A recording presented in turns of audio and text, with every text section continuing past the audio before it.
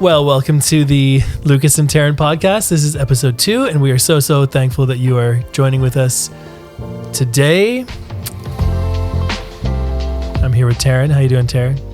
Doing great. Thank you. How are you? Doing good. This is only our second time recording, and we're trying to record at nighttime. Mm-hmm. So we'll just kind of see how the energy level is, and we'll try to keep it upbeat. Yep. Yeah. I'm feeling pretty energized. I mean, everyone's asleep. We got everyone down in less than an hour, so that's pretty good. Yeah. By everyone, I mean our 3 children, in case any of the listeners don't know. Oh, yeah. I forget that not everybody knows. In fact, in our first episode, we didn't even mention that we are husband and wife. Yes. That is who we are. But I'm never into the idea of episode 1, let us tell you every single thing about ourselves. Yeah. Because all the details of who we are and our life will come up in the stories. But I guess our 3 children just did right now. Exactly. But I suppose maybe in the first episode we could have mentioned that we are married, because we're not just Lucas and Taryn, cousins or whatever. Cousins? I don't know. Oh my word. Real cousin vibes over here. No. Yeah. We've been married since 2014. 2014. But we married for 10 years. More than 10 years. We celebrated 10 years. November, December, January. Yeah. Wow. I feel like we just celebrated 10 years, but it was December, January, February, March. That was 6 months ago. Wow. So we've been married for 10 and a half years. Wow. That's a long time. So this podcast is all about, we're going to talk about family and faith and the ups and downs of life and all the things that we're doing and just, entertaining, and hopefully you can track along with us a little bit. And it's a good way for us to connect and a good way for you guys to just track along with us. This week we are going to just do a quick little check-in, and then we're going to talk about side hustles and business ventures that we have tried and failed, and now we are trying new ones, and so far so good. But first, let's check in on your hair, because if you were listening to our last episode, actually a lot has happened in 7 days. Very true. Okay, so hopefully you guys are caught up and listened to our last episode where I shared that I went to an entirely new hair salon. Sorry, a salon in Ottawa. I chopped my hair and it did not turn out at all how I was hoping or expecting.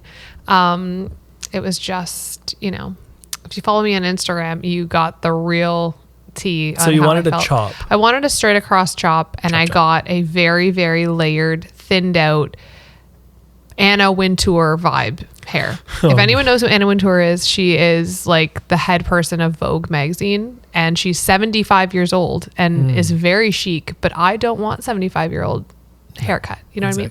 So that's what my hair looked like last week, all week. All week I literally wore a baseball cap. Yeah. Everyone kept saying, it looks so good, Tare. It's so fresh and everything. And you were like, I'm not having it. I just knew, as I closely inspected, it was just terrible. So you either wore it up, half up, but even then you could see how uneven, both sides of my hair were uneven, and the back. So it was just an all around bad Edward Scissorhands moment. So I went and saw someone about hair extensions. Hair extensions. Which is something, honestly, it sounds like when I hear the word hair extension, at first I'm like, oh, that's cool. But I also think it's very vain thing to spend money on, because it's just hair. At the same time, I have a job where, I have a job where I put my hair kind of back, and my haircut was just too short. Everything was falling out. So anyway, I went and saw someone about hair extensions. How did the appointment go? It went so well. This girl was so nice. She owns a home salon called Hair Extensions Ottawa, and she took her time. She helped fill in all the spots that were super thin. And she gave me some length back, and I feel my hair just looks so healthy and good. It looks really good. Yeah. And yeah, it wasn't just about looks for me. It was really just it felt my hair was dead. The one comment you made earlier in the week was I'm too old to have a bad haircut. Yeah, because I should have been assertive enough to say like, this is not the direction I want to go with my hair. Like, I knew as soon as she pulled out the thinning scissors, I should have said like, oh, I don't usually thin my hair, but I trusted her. Yeah. But anyway, I do feel like I'm too old to have like a hair blender. I should have just like. And it isn't like a vain thing, but having confidence in who you are, and when you work with people, like not only in your work, but like we are in touch with the school for our kids all the time. We're very involved in our church. I literally work there. So Yeah. like we have a fairly public life. And so in any way, like I know the feeling personally about, you know, whether it's hair or something else, if you're feeling like a little less confident, it can start to affect like even your just kind of day to day. Yeah. Which is why I think it made sense for us to like explore options. Yep. Because a lot of people would probably just say, oh, it'll grow. But it was like so past the point of just like short. It was like mangled. So yeah. Not mangled, come on. Well. But it looks really nice. Yeah. I'm really happy with it. I feel a lot more like myself. And yeah. And a little treat. Yeah. I'm very Yay. thankful. So yeah. So that girl runs a side. Is it her full business? It's her full business. Yeah. It must have started as a side hustle. Yeah. So she said that she started as like she worked the desk job at a salon. Yeah. And she would kind of like observe the other hairstylists. And at one point she was getting hair extensions herself. And she was like, I feel like I could maybe make this into like a business. And so, yeah, she just started like her own home studio, and now it's her full-time thing. Like there was a girl coming in as soon as I was done. Wow. And she said she's usually booked from like, she'll be working till midnight. yeah, like she works weekends. Like she works hard. Yeah. And she also runs an Airbnb in her basement. Like she's very entrepreneurial. She's a very interesting person. Sweet. But yeah, it's working out for her. So we've tried a few different businesses over the years. I wonder, I'm trying to think of like, so if we go way back, like when I was 15 is when I started working. I worked at a restaurant called Actors. Didn't even have a social insurance number, but started working. Oh, okay. I've always loved to have income. But working for people is like one way to do it. But as soon as I had the opportunity to work for myself, I did. So like in grade 11 and 12, I cut people's lawns. And it's the best because then I would just like literally just go cut lawn on my own time and get the 20s. I did work for somebody all through high school, and it was my boss at Tim Hortons. Right. And I got a job. I think I was in grade 10, and I worked all grade 10, 11, 12. And then I bought my first car with my very own money. Yep. Like all in cash. And I was so proud of that. So, yeah. So when we got, I kind of gave up side hustles for a long time. But when we got married, and then when, like my first try at doing like a side business was, I was early in my career in vocational ministry. So like working in the church in the leadership space. I was learning so much from podcasts, and I was really interested in like leadership development. And there was this podcaster named Carrie Newhoff who was so inspirational to me. I was like, I could do that. And so I like set up like the back end stuff, and like even did like some scripting, and I wrote like a website, and I was like going to monetize it. And then I was, the idea was to do leadwellfromthestart.com was the website. And the concept was to interview young leaders and talk about like how they got called into leadership positions, even at a young age. But what happened was, so quickly I realized to be a really successful and like a good interviewer to leaders, you kind of have to have a lot of experience in your back pocket. And I was only like 2 years into leadership. So I just didn't have like the depth to really go deep. So even though like in my heart, I was like, yeah, this is great. Like to write blog posts, I just didn't have the content. I could have like the title. I still have like an archive of all these titles I had ideas for, but I just didn't have the experience to like actually dig deep and write the blog posts. Literally just didn't have the tenure. So that went away. All my like web domains all expired. Then we moved to, COVID happened and we moved to Almont. And I started a music business. Music lessons. I gave music lessons. Yep. Which was, it was profitable. Why don't you tell everybody how many instruments you can play? Yeah, right. Why not? So I always like to say, my word, you put me on the spot. Well, I've been playing music my whole life, like since I was a little kid. yeah. So I always like to say, like I led the worship band for a long time and like other bands. And my rule of thumb is always like, I want to play every instrument on the stage as well as I expect every musician to be able to play. So I can play the keyboard as good as I want a keyboard player to be able to play. And then it's like, if they can play better, that's good. Like I'm not the most, like I play acoustic guitar pretty good. I play drums all right. You play drums good. Play drums pretty good. Electric guitar, I can like fiddle around, but I know there's lots who are better. But if they could play just as good as I can, I'm happy with them on the team. I just want them to do even better. Piano, bass, basically rock instruments. Yeah.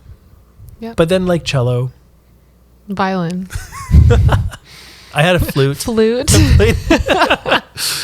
I played the French horn for a while. And then any percussion instrument, like I just have pretty, it's just rhythm. Yeah. So when we were looking to make some money on the side, it was like, oh, I could just teach people how to play. Yeah. The problem was, and I don't know if there's any solutions out there, if any of our listeners have ideas, because I would do it again, but I ran into a snag. And that was like, you know, I would charge per half-hour session. So I would charge for like, you know, a handful up front, like pay for 3 or 4 sessions or something. But then if they, so you get like $100 and whatever on like a random day, and you do that session, and then they're sick the next session, and then you do one more, and then you're sick, and then it's a snowstorm, and then it's been like 8 weeks that you're still kind of prepping, you're still working away, but only for like $120. And so it just didn't seem like long-term, and I can't, because I have like a full-time career, I can't grow my side things really, really huge. The other thing was that you taught lessons in our extra bedroom, and then I got pregnant with Cora, and we needed to give her a bedroom. So we did think for a little bit that you might like rent like a space in Almont and continue doing lessons. I explored retail as well. I was going to like order like strings and skins and all this stuff. Yeah, and then sell stuff. But then you have to have capital. Yeah. Essentially, you just let all of your students know, I'm having a third baby and I'm going to close. Yeah. Plus, I like that my favorite part of teaching was the chit-chatting with the people about their life and school. And yeah, literally you would have like, quote unquote, a half-hour lesson. It would be like 45, 50 minutes. And I'd look in and I wouldn't hear any music, and you'd just be talking to this like old man. And I'd be like, is the lesson done? Like, what are you doing? And you're like, oh yeah, we're just like catching up. So yeah, it was part therapy, part therapy, music lesson. So that's why you have to align things like what you're doing in life. And they'd say this in high school, and like when you're a kid, they'd say like, find something you love and then just do that, because then it won't feel like work. So I do love music, but I like it as a hobby. Not so much as a moneymaker. Yeah. So what else happened this week? What do you mean? The big Oh, are we talking about when you like had the email that said you're a job? Oh, I thought for some reason I thought I already shared that. But no, that wasn't on the podcast. I know, lots happened. Yeah. Okay, so something else, guys, that has happened this week. On Monday, I opened up my work email, and I had an email from HR, and the heading of the email was end of contract. And I was like, I'm so sorry, what? And so I like opened it up, and basically I was given a contract in the new year, I guess December of 2024.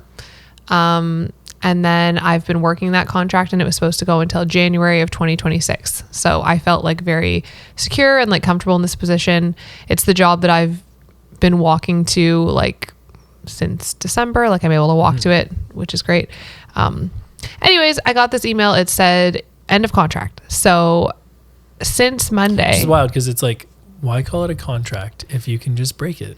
Yeah, but true, but I'm not going to go there. So anyways, they have the right to break it anytime they want. So my contract will end on April 14th.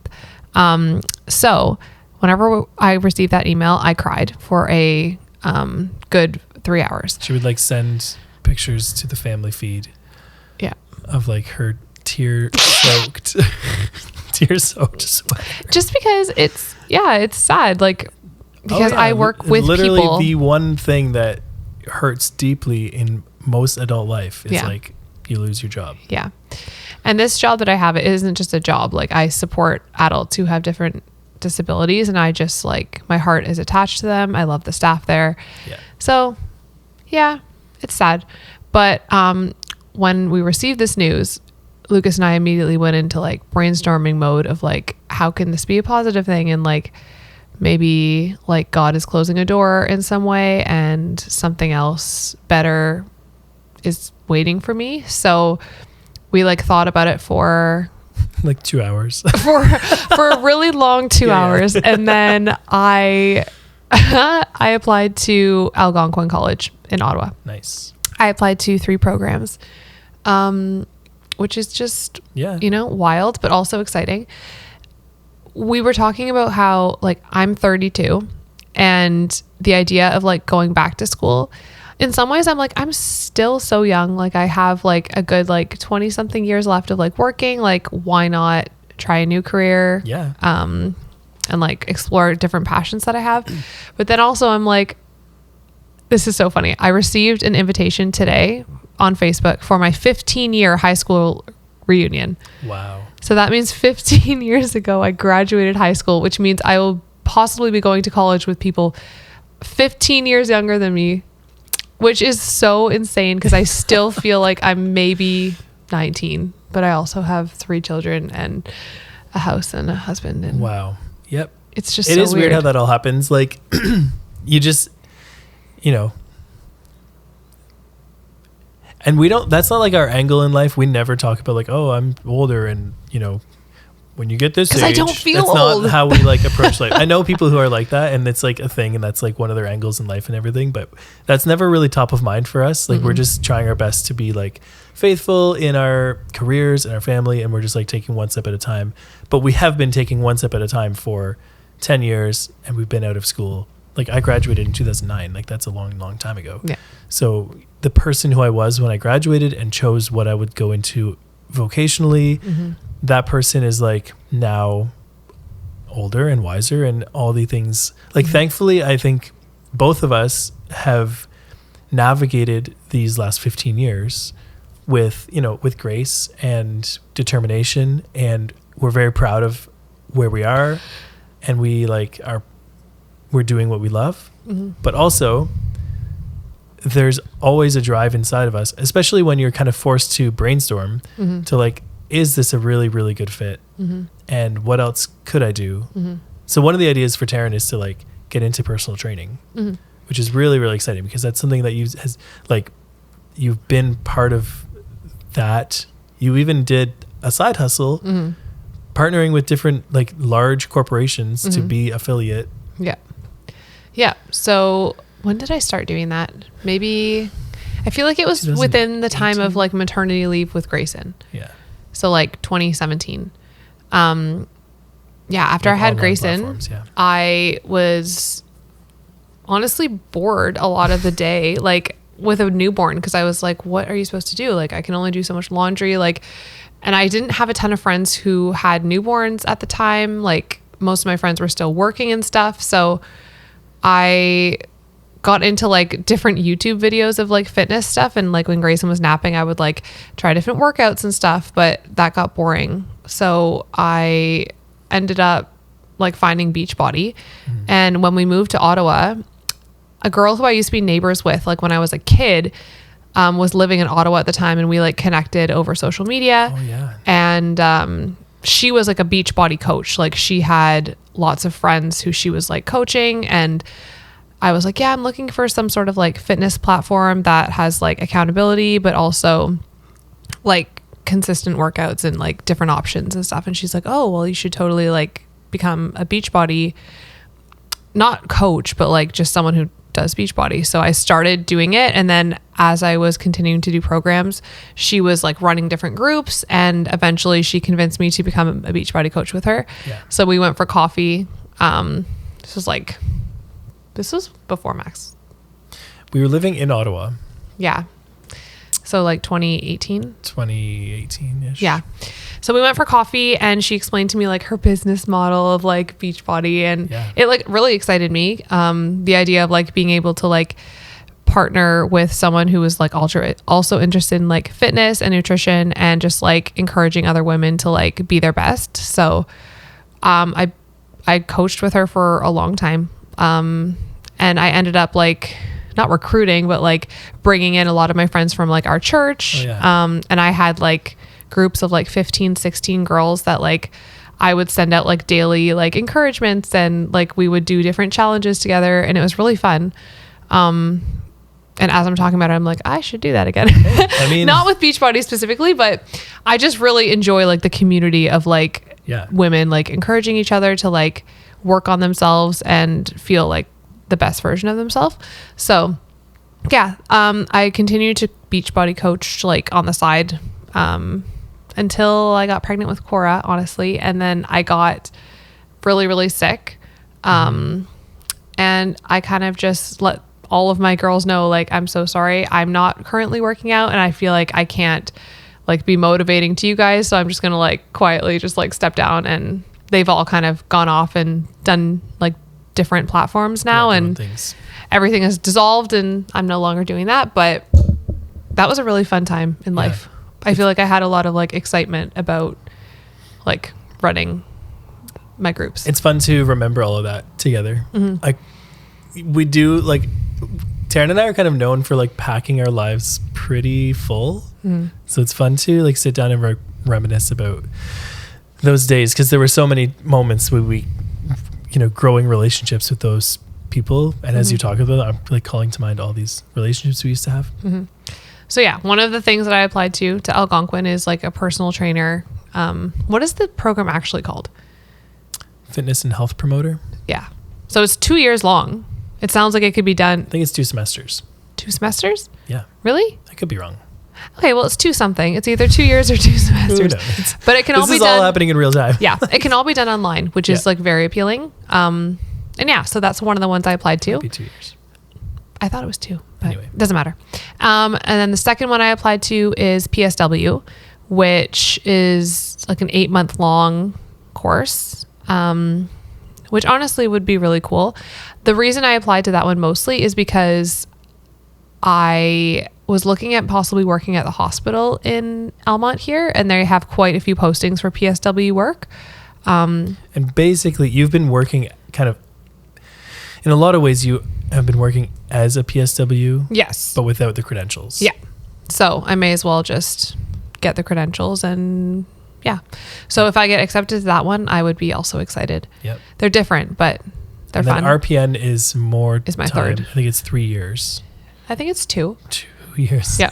We really got our stuff down. RPN is my third one that I applied to, and that one is my most like ambitious application. Yeah. Just because I've always considered like being a nurse or being an RPN, like even in high school, I was like, I would love to do that. Like I love caring for people and like that whole side of it. But then I was always terrified that I would not be good at the schooling portion of it, especially the sciences, because I was not great at science in high school. But that's the thing is like I'm 15 years older. Oh, yeah. So I feel like I have Whatever so much you put your more. head to. Yeah. Like I feel like I'm able to like manage my time better, and I'm able to like get in the zone quicker of like studying and all of that. I feel like a very different person than I was in high school.